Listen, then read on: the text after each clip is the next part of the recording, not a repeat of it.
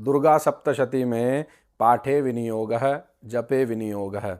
अक्सर इस विषय को लेकर कई बार प्रश्न खड़े होते रहते हैं और विद्वानों में इस पर चर्चा भी होती रहती है। तो कई जगह पहले मैं भी सुनता था और आज भी मेरे पास बहुत से प्रश्न भी आते हैं। तो आज सोचा कि चलो मैं वीडियो बना देता हूँ। कई लोग तो मेरे नंबर भी मांगते हैं, कई लोग कहते हैं कि आप अपने नंबर दो, हम आपसे मिलना चाहते हैं, कोई दीक्षा के लिए भी कहता है, कोई तो देखिए भैया मैं इन चीज़ों से दूर हूँ। सोशल मीडिया पर या इन पर मेरा जो उद्देश्य है वह दूसरा है। कोई कमाने का, कोई बंगलेबाजी का या कोई लग्जरी लाइफ जीने का मेरा कोई ऐसा उद्देश्य नहीं है। तो जब अनुष्ठान इनमें व्यस्त भी रहता हूँ, उसी व्यस्तता में से थोड़ा सा समय निकाल कर ये कुछ जानकारियां हैं वो बताने का प्रयास करता हूँ, जो मेरा कर्तव्य भी है। अब सोशल मीडिया पर ही पूरा ज़माना है तो फिर सोशल मीडिया पर ही यह काम करेंगे, हम यह बताएंगे हम। किंतु नंबर अंबर मैं नहीं दे सकता हूँ किसी को, तो मेरे से ज़्यादा ज़बरदस्ती ना करे। चलिए शीघ्र बताते हैं। पाठे विनियोग है और जपे विनियोग है। इसमें प्रमाणिक क्या है, क्या बोलना चाहिए, क्या सही है, क्या गलत है। देखिए प्रमाण सुनिए पहले तो। जप तीन प्रकार के होते हैं जो आप सभी जानते हैं, मानसिक, वाचिक और उपांशु। मानसिक जप का भी नियम आप जानते हैं, वाचिक जप का भी आप नियम जानते हैं और उपांशु जप का भी आप नियम जानते हैं। तीनों जगह जप कहा गया है, मानसिक को भी, वाचिक को भी, उपांशु को भी। स्पष्ट हुआ। अब कहते हैं कि जपस्तु द्विविधः प्रोक्तो वाचिको मानसस्तथा वाचिको पांशुरुच्चैश्च द्विविधः परिकीर्तितः मानसो मनन ध्यान भेदाद्वैविध्यमाश्रितः उच्चैर्जपा दुपांशुश्च सहस्र गुणमुच्यते। यह मैं स्क्रीन पर डाल दूंगा, ज़्यादा समय नहीं लूँगा तो आप देख लेना। तो इसमें क्या है कि उच्चैर जपा दुपांशुश्च सहस्र गुणमुच्यते। जप को उच्च में, कई जप ऐसे होते हैं जो मानसिक जो होते हैं, तो इसमें भी मध्यम, उत्तम और अधम या श्रेष्ठ, इस प्रकार से भी कई प्रकार बताए गए हैं, कई विधियां बताई गई है। तो इसका प्रमाण यह है कि जो जप है वह उपांशु, मानसिक और वाचिक तीन प्रकार से होते हैं। तो तीनों के नियम भी आप जानते हैं। अब हम बात करते हैं पाठे विनियोग है और जपे विनियोग है की। जप का हमने आपको अर्थ बता दिया है, समझ गए हैं आप। अब आपको पाठे विनियोग है, जपे विनियोग है, प्रथम मध्यम उत्तर चरित्र, जहां पर ये देखा जाता है। किंतु वहां पर ही ऐसा नहीं है। कुछ अध्याय ऐसे भी हैं दुर्गा सप्तशती में, जैसे कि जो द्वादशवा अध्याय है या सिद्ध कुंजिका है, वहाँ पर भी पाठ जप इसका उदाहरण देखने को मिलता है, जो मैं आपको बताने जा रहा हूँ। देखिए जप का एक अर्थ और है, जप व्यक्तायाम वाची, इस अर्थ से भी जप धातु बनती है और स्पष्ट उच्चारण के लिए भी जप को कहा गया है।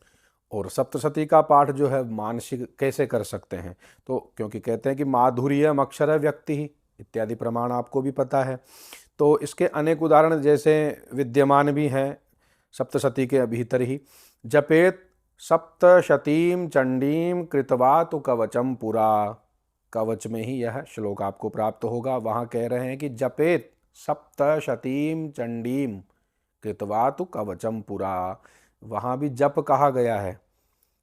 तो सप्तशतीम चंडीम, तो सप्तशती का क्या इसमें जप करना चाहिए। जप का अर्थ आप ऐसा लगा रहे हैं कि जैसे बैठ कर ऐसे, तो वहाँ पाठ ही है। तो इसका प्रमाण सिद्ध कुंजिका में भी है। कुंजिका पाठ मात्रेण दुर्गा पाठ फलम लभेत। सीधा सीधा यह भी बता रहे हैं कि दुर्गा पाठ का फल भी कुंजिका पाठ के करने से प्राप्त हो जाता है। तो वहाँ भी पाठ बताया गया है। और एक और उदाहरण है, तो वह उदाहरण क्या है, तस्मान ममयतन माहात्म्यम पठितव्यम समाहितैः, द्वादशवाध्याय 7वां या 8वां लगभग श्लोक है। रक्षो भूत पिशाचानाम पठनादेव नाशनम, 12वां है, वही 19वां 18वां लगभग ऐसा श्लोक है। तो इस प्रकार से बहुत से उदाहरण प्राप्त हो जाते हैं। जैसे कि अब राम रक्षा स्तोत्र है, राम रक्षा स्तोत्र है, उसमें जपे विनियोग है, तो वहाँ आप पाठ करेंगे या जप करेंगे, आप स्वयं निर्णय कर सकते हैं। दूसरी बात, आदित्य हृदय स्तोत्र में तो ना जपे विनियोग है और ना पाठे विनियोग है, दोनों ही नहीं है। वहाँ तो सीधा सीधा क्या दे दिया है, जय सिद्धौज विनियोग है। जय विजय की कामना के लिए, सिद्धि के लिए, जय विजय सिद्धि के लिए उस पाठ को करें। तो वहाँ पर अब उस पाठ को मानसिक करें या पाठ करें, वहाँ भी संशय उठना चाहिए, किंतु ऐसा नहीं है। यहाँ पर जपे विनियोग भी सही है और पाठे विनियोग भी सही है। जो प्राप्त पाठ है वहाँ पर आप वैसा ही उच्चारण करें। और कई आचार्य विद्वज्जन कहते भी हैं कि 108 से कम श्लोक संख्या हो या ज़्यादा हो तो यहाँ पाठे या जपे विनियोग का नियम भी लगता है, जो आचार्य लोग कहते हैं। और कुछ भी वीडियो में आपको समझ में ना आए तो आप कमेंट कर सकते हैं, इनबॉक्स में मुझे वॉइस भेज सकते हैं। और आप इस वीडियो को सभी के पास पहुंचाने का प्रयास भी करें ताकि सभी की शंकाओं का समाधान हो जाए और अधिक से अधिक यह प्रश्न उठे ही ना, ताकि सभी समझ में भी आ जाए। कुछ मेरे से भी त्रुटि रही हो तो आप मुझे कमेंट करें ताकि मैं उसका शोधन करूं, मैं अपने में सुधार कर सकूं। आने वाले जो वीडियो हैं आगे भविष्य में जो वीडियो डलेंगे उनमें भी बहुत अच्छी अच्छी महत्वपूर्ण जानकारी आएगी। जो शास्त्रों को मानने वाले हैं, शास्त्रोक्त फल की आशा करते हैं और शास्त्रोक्त विधि का ही पालन करते हैं, तो वैसे ही लोग मुझे फॉलो करके रखें। नास्तिक दूर रहें, अंधविश्वासी दूर रहें और अशास्त्रीय विधि से आचरण करने वाले मेरे से दूर रहें। हर हर महादेव, नारायण नारायण।